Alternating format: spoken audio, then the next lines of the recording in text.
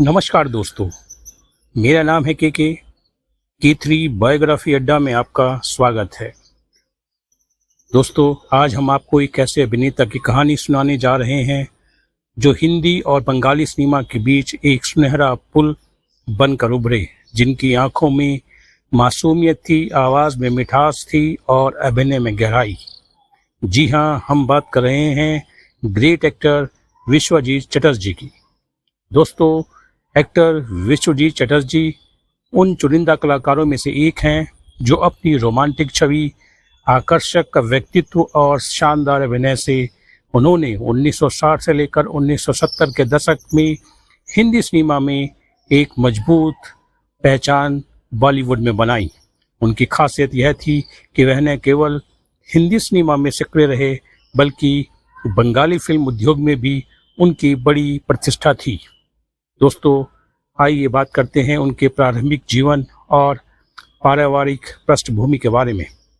दोस्तों, अभिनेता विश्वजीत चटर्जी का जन्म 14 दिसंबर 1936 को पश्चिम बंगाल के कलकत्ता में एक संभ्रांत बंगाली परिवार में हुआ था। बचपन से ही वे कला और संगीत के प्रति झुकाव रखते थे। उनके पिता एक साहित्य प्रेमी और थिएटर से जुड़े व्यक्ति थे, जिन्होंने विश्वजीत के मन में सृजनात्मक की भावना को प्रबल किया।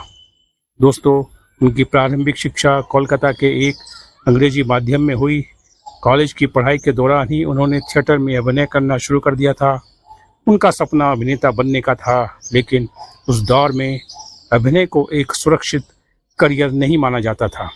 फिर भी उन्होंने अपने इस जुनून को चुना। दोस्तों, आइए बात करते हैं फिल्मी करियर की शुरुआत। अभिनेता विश्वजीत का फिल्मी करियर बंगाली सिनेमा से शुरू हुआ। 1950 के दशक के उत्तरार्ध में उन्होंने पहली बार कैमरे का सामना किया। उनकी पहली बंगाली फिल्म थी डूड भाई 1959, जिसमें उनके अभिनय को बहुत सराहा गया। अन्य प्रमुख हिंदी फिल्में हैं 20 साल बाद 1962, अप्रैल फूल, कोहरा, मेरे सनम, दिल लगी, नई रोशनी, जाल, ये रात फिर न आएगी, किस्मत, शरारत, राख और चिंगारी, मैं सुंदर हूँ, बजरंग बली इत्यादि। दोस्तों, विश्वजीत न केवल एक अच्छे अभिनेता थे बल्कि संगीत के भी बड़े प्रेमी थे। कई बार वे फिल्मों में पार्श्व गायन के साथ गुनगुनाते हुए दिखाई दिए थे। उन्होंने कुछ फिल्मों का संगीत निर्देशन भी किया है। दोस्तों, 1975 के बाद उन्होंने निर्देशन और निर्माण की ओर कदम बढ़ाया। उन्होंने कहते हैं मुझको राजा जैसी फिल्म का निर्देशन किया, जिसमें उन्होंने अभिनय भी किया था। बंगाली सिनेमा में भी उन्होंने कई फिल्मों का निर्देशन किया और नए कलाकारों को अवसर दिया, जिसके लिए उन्हें बंगाल फिल्म उद्योग में गुरु की तरह भी देखा जाता है। दोस्तों, राजनीति में प्रवेश 2000 के बाद विश्वजीत ने राजनीति में कदम रखा। उन्होंने 2014 में बीजेपी से लोकसभा चुनाव लड़ा, लेकिन जीत नहीं सके। इसके बाद वे टीएमसी तृणमूल कांग्रेस में भी शामिल हुए। हालांकि राजनीति में उनका सफर लंबा नहीं रहा, लेकिन वे सामाजिक कार्यों में सक्रिय रहे। पारिवारिक जीवन। दोस्तों, अभिनेता विश्वजीत का विवाह रत्ना चटर्जी से हुआ था। उनके बेटा प्रसन्नजीत चटर्जी बंगाली सिनेमा के सुपरस्टार हैं। बेटी पल्लव चटर्जी भी अभिनेत्री हैं। दोस्तों, सम्मान और पुरस्कार। बंगाली फिल्म इंडस्ट्री में आजीवन उपलब्धि के लिए पुरस्कार मिला। BFJ द्वारा सम्मानित। भारत सरकार द्वारा 2012 में उन्हें भारत गौरव सम्मान से नवाजा गया। विश्वजीत की अभिनय शैली के बारे में कहा जाता है कि विश्वजीत का चेहरा सौम्य था। उनकी आंखों में एक खास मासूमियत थी। वे रोमांटिक हीरो की भूमिका में सहज लगते थे। वह हर सीन को गरिमा और गहराई से प्रस्तुत करते थे। उन्होंने कभी अति नाटकीयता का सहारा नहीं लिया। यह उनके अभिनय की सबसे बड़ी खासियत रही।